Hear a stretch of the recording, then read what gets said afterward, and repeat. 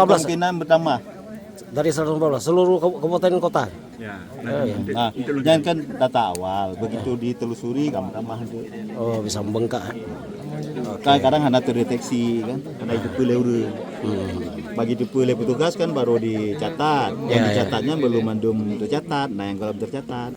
Syedaralun Rumah Sakit Jiwa atau RSJ Aceh memastikan hingga saat ini telah melakukan perawatan terhadap 114 pasien orang dengan gejala jiwa atau ODGJ dari berbagai kabupaten kota di provinsi berjuluk Serambi Mekah.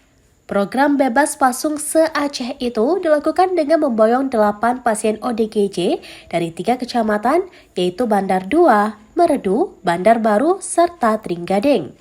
Direktur RSJ Aceh, Dr. Hanif bersama PJ Bupati Pijai, Dr. Hati Ahmad Dadik SHMH kepada serambinews.com pada Sabtu 8 Februari 2025 mengatakan, hingga per 8 Februari 2025, RSJ Aceh telah melakukan perawatan terhadap 114 pasien ODGJ bebas pasung.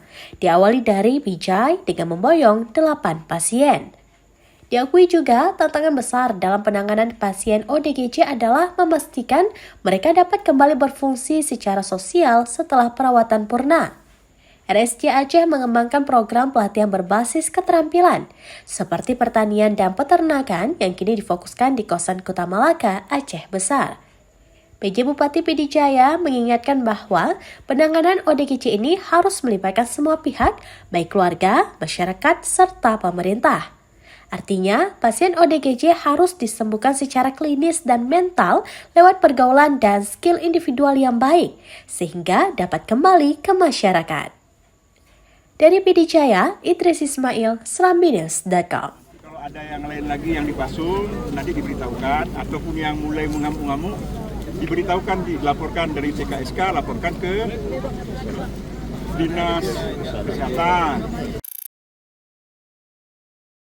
Download Tribun X sekarang, menghadirkan lokal menjadi Indonesia.